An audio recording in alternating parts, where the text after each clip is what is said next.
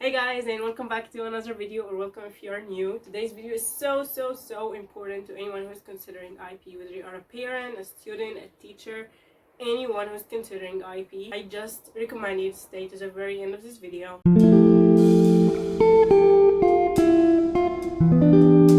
Let's start with the most basic question in the world: what is IP? So IP, let's think of it as an organization which provides 4 highly educational programs. They are actually PYP, MYP, DP, and career-related program. PYP stands for Primary Years Program, and it's for young kids, and I didn't experience it. Second program is MYP, which stands for Middle Years Program, and it's actually a 5-year program. It actually helps you to develop your character and personality. Overall, prepare you for the DP, which is the 3rd program, and it stands for Diploma program. It's a 2-year program, and it's for grade 11 and grade 12. So for each subject you take, you have 4 criteria: A, P, C, and D. It's there for every subject, like I mean it. Like if it's art, you will have 4 criteria. So P and C in sciences is basically a lab report task where you research a certain topic given by the teacher, of course, and then you put your hypothesis based on that research. And then based on that hypothesis, you're going to design an experiment, a complete one. Like you will mention everything: tools, steps, and safety precautions. Anything you can think of, you'll be mentioning in that task. You're going to actually do the experiment in your school's lab, and then you're going to record your results. And then after that, you're basically gonna interpret your results and evaluate everything you have done so far.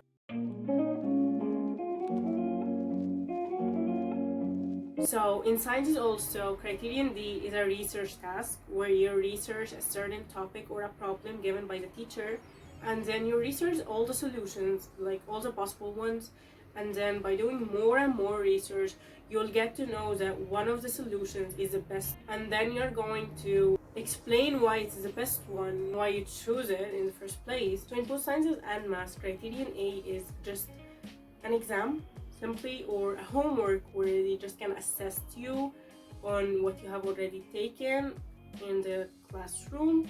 Just anything in your syllabus, they will be assessed you on it in criterion A. So speaking of math, criterion B in math is so special, and it's so funny just to remember it because it was so weird. So it's basically that you're discovering a new rule, not new rule to the world, of course, but new rule to you, new equation to you. And it's basically just they give you a lot of questions. When you actually answer it and work it out, you get to know a new rule or discover a new one to you, and you're like, oh, it's actually gonna be solved, like blah blah blah. It's so satisfying to get to the end of the exam and like, oh yeah, I get it, I get the equation, I get a new one. I'm a genius, man. Math criterion D is all about real life applications and just transferring the knowledge and the stuff that you have learned into actually practical thing to use in your own life. For example, last year we taught geometric progression and how they work.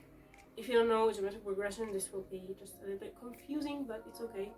For example, how much we're going to pay each month for a rent if it increases by the value or the ratio actually of an x. These are just few examples, but I just wanted to give you a scoop on how the criteria thing works. So let's get into the grading part. So the maximum that you can get in each criterion is 8, and then there are 4 of them. The total is from 32, but the whole subject is going to be out of only 7 points. So the last thing that I want to go through considering MYP is a personal project. And it's actually a project that you do in MYP 5, the last year of MYP, and it is necessary for graduating. I have a whole video about it and how, tips on how to survive and my own experience and how to come up with your original personal project ideas.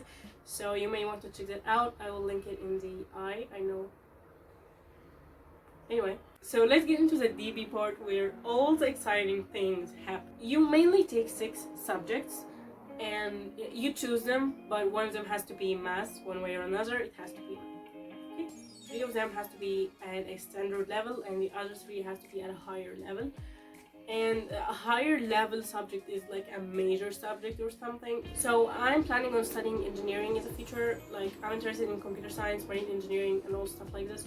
So I'll be taking math and physics higher levels. Besides, in the 3rd subject, I'm going to be taking English and it should be easy because I'm taking English B, language acquisition, and then you have more 3 core subjects to take: QK, CAS, and extended essay. Let's get into the grading part. So the core subjects are accountable for 3 points, and each subject of the 6 subjects are accountable for 7 points maximum, and that gives us a total of 45 points. Another important thing to mention about those 6 subjects that we have mentioned earlier is the IA. So IA stands for internal assessment, and it holds 20 to 25% of your mark, depends on the subject, of course. There are basically 2 types of IP schools in Egypt. The first one, which costs around 100,000 Egyptian pounds each year, which is too expensive for a middle-class girl who is just trying to survive. So the second type of schools is actually my school, and it's other branches under the same name but in different cities. I'm in the Egyptian International School, and it's supported by the government and supervised by another IP school called Greenland, or GBIS. GBIS is a really big, great, beautiful school, but the only problem with it is that it's really expensive, and its reputation is more than just perfect. For example, last year I paid 9,000 Egyptian pounds, I believe, for my school, and for the same year in GBIS they pay around 150,000 pounds. So hey, it's me editing, and I feel like what I said is unfair in many ways, because the money that any student pay in GPIS is reasonable, as the school itself, has the best teachers, playgrounds, coordinators, libraries, and overall the school, it just like heaven. Like, I was there for an event and I didn't want to leave. Anyway, I guess it's fair to pay that amount of money to get those cool features and quality education, but the point is that I'm not rich and I can't afford it, and that's it, straight to the point. But if I had that money, just for imagination, if I had that money and I could afford paying hundreds, thousands of pounds each year, I won't think it twice. Like, I would just go for it for sure. So in my opinion, Egyptian international schools are really great because they gave the middle-class Egyptians the opportunity to give their kids good education at a affordable and reasonable price. So I'm forever grateful for it, and if you feel that you're confused or that you want to get in but you don't know much information, just DM me. I will have my Instagram link down below and also my Facebook. DM me and I will be so happy to help you out. That's it for this video. I'm going to be posting a lot in the next few days because I actually have planned a lot of videos in consideration of IP and the comparison between the IP and the national program in Egypt. So if you're interested in that, just hit the subscribe button and also the bell button so you could know whenever I upload. Yeah, bye.